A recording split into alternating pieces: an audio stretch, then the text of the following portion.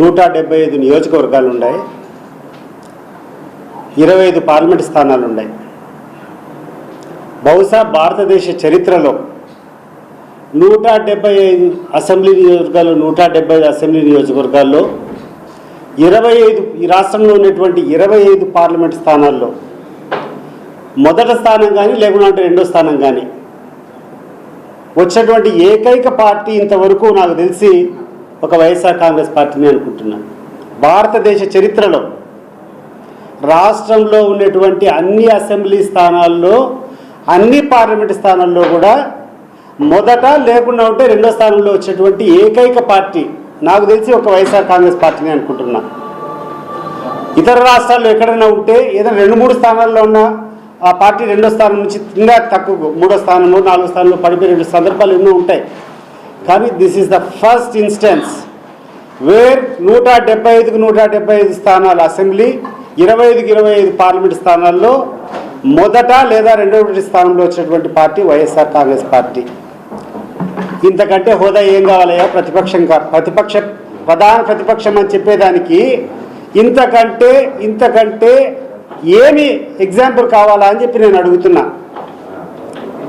ఈరోజు జగన్మోహన్ రెడ్డి గారు పోరాడడం ప్రధాన ప్రతిపక్ష స్థాయి కావాలంటే హంగుల కోసరం కాదు. జగన్మోహన్ రెడ్డికి కావాల్సినటువంటి అన్ని హంగులు ఉన్నాయి. ఆయనకు ₹1 అదనంగా నీకు బత్తాలు అవసరం లేదు, నువ్వు ఇచ్చేటువంటి ఫెసిలిటీ అవసరం లేదు, నువ్వు ఇచ్చేటువంటి పిఏలు అవసరం లేదు, నీ అలవెన్స్లు అవసరం లేదు. కేవలం మేము కోరుతూ ఉండేది అసెంబ్లీలో ప్రజల తరపున పోరాటం చేయడానికి సరైనటువంటి సమయం ఇచ్చేదానికోసమే ఈ యొక్క పోరాటం. దీన్ని పక్కన పెట్టి రకరకాలుగా మీరు మాట్లాడుతున్నారు. నేను ఒకటి అడుగుతున్నాను పవన్ కళ్యాణ్ గారిని. నిన్న పవన్ కళ్యాణ్ గారు కూర్చొని ఏదో మాట్లాడతా ఈ 5 సంవత్సరాలు ప్రధాన ప్రతిపక్ష హోదా వచ్చేటువంటి సమస్య లేదని చెప్పి మాట్లాడాడు. ఈ రాష్ట్రంలో ఉన్నటువంటి ప్రజలకు జగన్మోహన్ రెడ్డి తర్వాత ఏ నాయకుని మీదన్నా కొంచెం అంతో ఇంతో నమ్మకం ఉందంటే పవన్ కళ్యాణ్ గారు. ఎన్నో మాటలు మాట్లాడారు, ప్రజలు కూడా అతన్ని నమ్మారు. చంద్రబాబు నాయుడు మీద నమ్మకం లేకపోవడం వల్ల చంద్రబాబు నాయుడు ఏమేమి అబద్ధాలు చెప్పాలో అవన్నీ పవన్ కళ్యాణ్ నోటితో చెప్పించారు. ఈరోజు పవన్ కళ్యాణ్ గారు ఒకసారి ఆలోచన చేయండి, ఏం మాట్లాడుతున్నారు మీరు? చంద్రబాబు నాయుడు గారు మీతో చెప్పినటువంటి హామీలన్నీ ఏమైనాయి? వాటి మీద మీరు యుద్ధం ప్రకటించాల్సిన అవసరం ఉందా లేదా? మీరు పోరాటం చేయాల్సినటువంటి అవసరం ఉందా లేదా? పచ్చి అబద్ధాలు మీ నోటితో చంద్రబాబు నాయుడు చెప్పించారు. అది వదిలిపెట్టి, ఆయన మీద పోరాటం చేసేది వదిలిపెట్టి, ప్రజల కోసం ఆరాటపడేటువంటి జగన్మోహన్ రెడ్డి గారి మీద నువ్వు కూర్చొని ప్రధాన ప్రతిపక్ష హోదా రాదు అంటున్నావు. మరి నువ్వు పోషిస్తావా? నీకుంది కదా 21 స్థానాలు. మరి చంద్రబాబు నాయుడు గారు చెప్పేటువంటి అన్ని హామీలు ఈరోజు తొంగలో దొక్కినాడు కదా, నువ్వు పోషిస్తావా ఈరోజు ప్రధాన ప్రతిపక్ష హోదా? నీకు బాధ్యత లేదా? రా, ప్రజల తరపున పోరాటం చేయి, నీ యొక్క ఇమేజ్ను కాపాడుకో. నీ ఇమేజ్తో చంద్రబాబు నాయుడు గారు ఆడుకుంటున్నారు, గుర్తుపెట్టుకో. నీకు తాత్కాలికంగా ఏమన్నా ఈరోజు లబ్ధి జరుగుతుందనో కానీ శాశ్వతంగా నిన్ను రాజకీయంగా భూస్థాపితం చేసేటువంటి కార్యక్రమాలు జరుగుతున్నాయి తెలుగుదేశం పార్టీ చంద్రబాబు నాయుడు ద్వారా. అది గుర్తుపెట్టుకో. రెండవది, ఆమె షర్మిల ఏదో మాట్లాడుతూ ఉంది. ఏందమ్మా నువ్వు ఎక్కడికి పోతున్నావు? ఏం చేస్తున్నావు? నువ్వు ఏ పార్టీలో ఉండవు? అసలు నీ బాధ్యత ఏంది? నువ్వు కాంగ్రెస్ పార్టీలో ఉండవా? లేకుండా ఉంటే నువ్వేమైనా చంద్రబాబు నాయుడికి చెంచాగిరి చేస్తాండవా? రాజశేఖర రెడ్డి గారి కూతురు నువ్వు, అది గుర్తుపెట్టుకో. ఏం మాట్లాడుతున్నావు? నీ వ్యక్తిగత సమస్యలు ఉంటే నీ ఇంట్లో చూసుకో. కానీ నీ వ్యక్తిగత సమస్యలను దృష్టిలో పెట్టుకొని కావాలని చెప్పి నీ ఏదో కోరికలు తీరాలని చెప్పి జగన్మోహన్ రెడ్డి మీద మాట్లాడడం ఎంత హాస్యాస్పదంగా ఉంది. ముఖ్యంగా చంద్రబాబు నాయుడు గారికి ఏ రోజో క్రెడిబిలిటీ పోయింది. ప్రజల్లో ఎప్పుడు కూడా చంద్రబాబు నాయుడు గారి మీద సదభిప్రాయం లేదు. ఆయన మాట నిలబెట్టుకునేటువంటి వ్యక్తి కాదు. కానీ ఈరోజు అదే దావకు అదే కోవకు ఆయన నమ్ముకునేటువంటి ఇద్దరిని తీసుకొని వస్తున్నాడు. ఒకటి పవన్ కళ్యాణ్, 2 షర్మిలమ్మ. ఈరోజు నేను ఒకటి అడుగుతున్నాను స్పష్టంగా. ఒక వివాదం జరుగుతూ ఉంది. జగన్మోహన్ రెడ్డి ప్రతిపక్ష హోదా కోసం ఈరోజు పోరాటం చేస్తూ ఉన్నాడు. మిమ్మల్ని కరెక్ట్గా నిలదీస్తున్నాడు. నాకు ప్రతిపక్ష హోదా ఇస్తేనే నేను వస్తాను, లేకుండా ఉంటే నేను రావడం వల్ల ఏం మేలు జరుగుతుంది రాష్ట్రానికి, ఏం మేలు జరుగుతుంది ప్రజలకు? నేను ఆడొచ్చి అసెంబ్లీలో కూర్చోవడం వల్ల కాదు, నేను సమర్థవంతంగా ప్రజల యొక్క సమస్యలు మాట్లాడేదానికి నాకు సమయం దొరికితేనే దానికి న్యాయం చేసేటువంటి వాడిని అవుతాను. కానీ ఊరికే ప్రేక్షక పాత్ర ఆడు కుర్చీలో కూర్చుంటే ఏమొస్తుంది? షర్మిల గారు కూడా ఆలోచన చేయండి, పవన్ కళ్యాణ్ గారు ఆలోచన చేయండి. మీరు సమర్థవంతమైన చర్చలు చేయాలనుకుంటారు. సమర్థవంతమైనటువంటి చర్చలు ఏ రకంగా జరుగుతాయి రాష్ట్రంలో? ప్రధాన ప్రతిపక్షం ఎవరు? ఈరోజు దారిలో పోయేటువంటి ఎవరిని అడిగినా చెప్తారు 175 అసెంబ్లీ స్థానాల్లో 25 పార్లమెంట్ స్థానంలో మొదట లేదా ద్వితీయ స్థానంలో వచ్చినటువంటి ఏకైక పార్టీ మొత్తం భారతదేశంలో ఉన్నటువంటి అన్ని ఎన్నికల్లో చూసుకోండి, ఏ రాష్ట్రంలో ఇటువంటి రిజల్ట్ వచ్చిండదు. మరి ఈ పార్టీని కూర్చొని నువ్వు ప్రధాన ప్రతిపక్ష హోదా లేదు రాదు అంటే ప్రజలు దాన్ని సమర్థిస్తారా? ఎవరి కోసం మా పోరాటం? ఎవరి కోసం జగన్మోహన్ రెడ్డి గారి పోరాటం? ప్రజల కోసం కాదా? ప్రజలు పడేటువంటి ఇబ్బందులను ఎండగట్టడం కోసం కాదా? ప్రజల సమస్యలను తీర్చడానికి కోసం, ప్రభుత్వం పైన ఒత్తిడి తీసుకొని వచ్చేదానికోసం కాదా మేము పడేది ఈ తాపత్రయం? దీన్ని పక్కన పెట్టుకొని కొంతమంది బ్రోకర్లు మాట్లాడుతున్నారు. సభ్యత్వం పోతుందంట. ఏందయ్యా సభ్యత్వం పోయేది? నాకు అర్థం కావడం లేదు. ఒక వెంట్రుకతో సమానంగా సోనియా గాంధీతో ఆ రోజు ఒక మాటకు వచ్చేసిన తర్వాత తృణప్రాయంగా ఇట్లా ఎంపీకి ఎమ్మెల్యేకి ఇట్లా రాజీనామా చేసి పులివెందుల అసెంబ్లీకి 1,00,000 ఓట్ల పైన మెజార్టీతో గెలిచినటువంటి పార్టీ అయ్యా వైఎస్ఆర్సీపీ, కాంగ్రెస్ పార్టీ. అధికారంలో లేకుండా ఈ దేశంలోనే అత్యధిక ఆధిపత్యం చెలాయిస్తున్నటువంటి సోనియా గాంధీ మీద ఛాలెంజ్ చేసి కడప పార్లమెంట్లో పోటీ చేస్తే 5 లక్షల మెజార్టీతో గెలిచినటువంటి చరిత్ర అయ్యా జగన్మోహన్ రెడ్డిది. ఆయన ముందరేది మీరు ఫ్రూట్ పోతున్నారు? ఆయన ముందరా మీరు మాట్లాడేది? గుర్తుపెట్టుకోండి, ఎవరితో మాట్లాడుతున్నారు, ఏం చేస్తున్నారు అనేది గుర్తుపెట్టుకోండి. ఈరోజు మేము ఈ సమస్య పరిష్కారం కోసం మేము ఒక పక్క పోరాటం చేస్తానే, ఎవరికైనా సమస్య వచ్చిన తర్వాత కోర్టులకు పోయి సమస్య పరిష్కారం చేసుకోవడం ఆనవాయితీ. మనకున్నటువంటి న్యాయస్థానం ఏంటంటే కోర్టులకు పోవడం, కోర్టును ఆశ్రయించడం. ఏదైనా మనం జరగకుండా ఉంటే జగన్మోహన్ రెడ్డి గారు కోర్టుకు పోయినారు, మాకు ప్రధాన ప్రతిపక్షం ఇవ్వాలని చెప్పి. కోర్టులో ఆ యొక్క స్పీకర్కు మీ యొక్క నోటీసులు, మీ యొక్క సంజాయిషి ఇవ్వండి అని చెప్పి అడిగి 4 నెలలు అవుతుంది. నీకు చిత్తశుద్ధి ఉంటే ఈ 4 నెలల నుంచి ఎందుకు మీరు కౌంటర్ వేయడం లేదు? ఒకవేళ మాకు లేదనుకో, కోర్టు తీర్పు చెప్తే మేము విరమించుకుంటాం కదా. మరి కోర్టుకు ఎందుకు గాను మీరు ఇంతవరకు ఆ నోటీసు స్పందించడం లేదు? ఎందుకు కోర్టుకు మీరు అఫిడవిట్లు వేయడం లేదని చెప్పి నేను అడుగుతున్నాను. మీ బాధ్యత కదా. ఈరోజు జగన్మోహన్ రెడ్డి గారికి ప్రధాన ప్రతిపక్ష హోదా ఇవ్వకుండా పోవడం వల్ల జరిగేటువంటి నష్టం ఈ రాష్ట్ర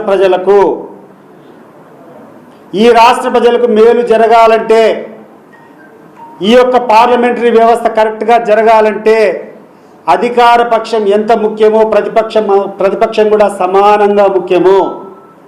అధికార పక్షానికి సరైనటువంటి భయము, సరైనటువంటి చెక్స్ అండ్ మెజర్స్ ఉండాలంటే పార్లమెంటరీ వ్యవస్థలో ఒక క్యాబినెట్ హోదాకు సమానంగా ప్రతిపక్ష హోదాని పెట్టారంటే అందరిది బాధ్యత, ఇది ఒక్కరిది కాదు. ఇప్పటికైనా గుర్తు తెచ్చుకోండి, మీ యొక్క చాదస్తాలు వదిలిపెట్టండి. జగన్మోహన్ రెడ్డి గారి క్రేజ్ గురించి మీరు మాట్లాడేటువంటి పరిస్థితి కాదు. నువ్వేదో కూర్చొని ఒక అసెంబ్లీ అంటున్నావు, ఒక అసెంబ్లీ కాదు, సాక్షాత్తు మీ ఉప ముఖ్యమంత్రి రుయా హాస్పిటల్లో జగన్మోహన్ రెడ్డి గారు వస్తే ఏ రకంగా ఆ రోజు ప్రవర్తించాడో ఒకసారి చూసుకోండి. వీడియో క్లిప్పింగ్స్ మీకు అర్థమవుతుంది. జగన్మోహన్ రెడ్డి చరిష్మా ఏందో, జగన్మోహన్ రెడ్డి సామర్థ్యం ఏందో, జగన్మోహన్ రెడ్డికి ఉన్నటువంటి ప్రజాదరణ ఏందో మీరు క్లిప్పింగ్స్ చూసుకోండి. నిన్న గుంటూరు జిల్లాలో మిర్చి రైతులకు అన్యాయం జరుగుతుందని ఆ రైతులను పరామర్శించకపోతే అక్కడికి వచ్చేటువంటి జన ప్రభంజనం చెప్తుంది జగన్మోహన్ రెడ్డి గారి చరిష్మా. మన వల్లభనేని వంశీ జైల్లో ఉంటే పరామర్శించడానికి పోతే అక్కడికి వచ్చినటువంటి జన ప్రభంజనం చెప్తుంది జగన్మోహన్ రెడ్డి గారికి ఉన్నటువంటి ప్రజాదరణ. మారుమూల జిల్లా శ్రీకాకుళం జిల్లాలో ఒక ఎమ్మెల్సీ వాళ్ళ బంధువులు చనిపోతే జగన్మోహన్ రెడ్డి గారిని వారిని పరామర్శించినప్పుడు అక్కడికి వచ్చినటువంటి జన ప్రభంజనం చెప్తుంది జగన్మోహన్ రెడ్డి యొక్క చరిష్మా. అనవసరమైనటువంటి మాటలు మాట్లాడద్దండి.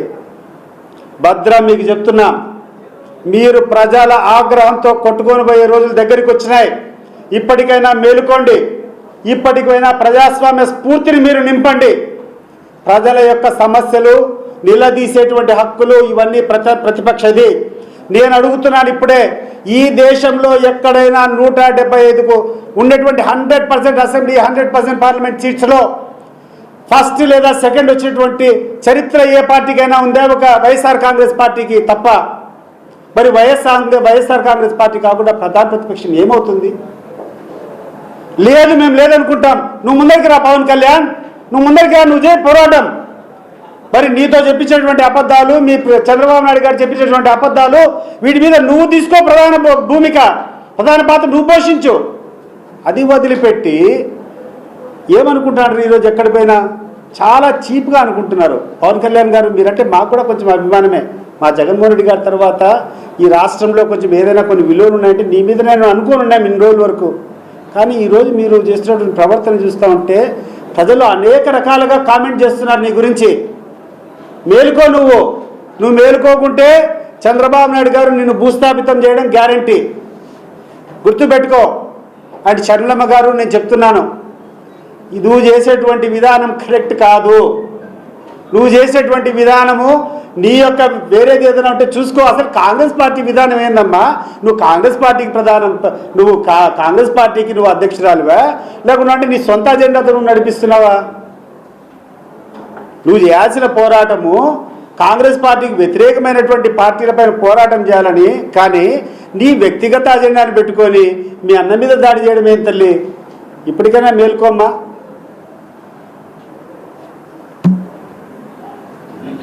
సార్, ఇది రాజ్యాంగంలోనే లేదు నిబంధన అని అంటున్నారు సార్. అంటే 10% సీట్లు మాత్రమే ప్రతిపక్షం దాని గురించే దానికోసం అని చెప్పి మేము కోర్టుకు పోయినాం. ఇఫ్ యు ఆర్ రెస్పాన్సిబుల్, నీకు ఏమాత్రం చట్టాల మీద గౌరవం ఉంటే కోర్టు ఇచ్చినటువంటి నోటీసుకు నువ్వు సమాధానం చెప్పాలన్నా లేదా కౌంటర్ అఫిడవిట్ వేయాలన్నా లేదా? ఒక అంశం పైన ఇదే ప్రధాన ప్రతిపక్ష హోదా పైన వైఎస్ఆర్ కాంగ్రెస్ పార్టీ కోర్టుకు పోయింది. కోర్టు నుంచి స్పీకర్కు నోటీసులు వచ్చినాయి. దీనికి మీ యొక్క రిప్లై ఏంది, మీ సంజాయిషి ఏంది అని చెప్పి. మరి ఎందుకు స్పందించలేదు? అంటే మీకు విలువ లేదా కోర్టు మీద? లేదని చెప్తున్నావు కదా, అదే సమర్పించు నువ్వు కోర్టుకు. Let court tell. ఇప్పుడు నీతో పాటు సమాంతరంగా మీ దగ్గర మాట్లాడుతున్నాం, మేము కోర్టుకు కూడా పోయినాం, కోర్టును కూడా ఆశ్రయించినాం. కోర్టుకు ఆశ్రయించిన తర్వాత కోర్టు స్పీకర్ను దాని మీద ఇంప్లీడ్ కమ్మని చెప్పింది, వాళ్ళ యొక్క సంజాయిషి ఇమ్మని చెప్పింది. మరి ఎందుకని ఇవ్వడం లేదు? దీనికి ఏంది కారణం చెప్పు? ఎవరు తీర్చాలా?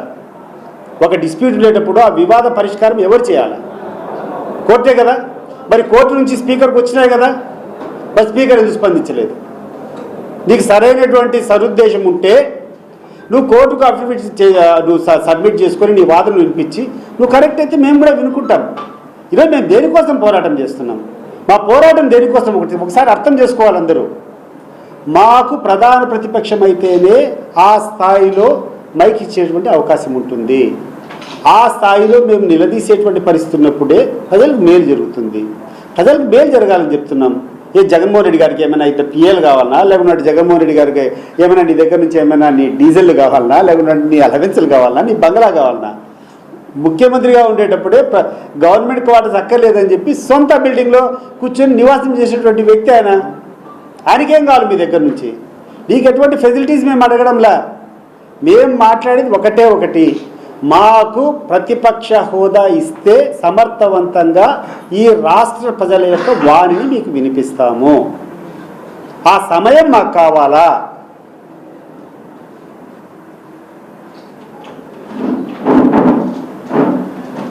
ఎనీథింగ్? Thank you.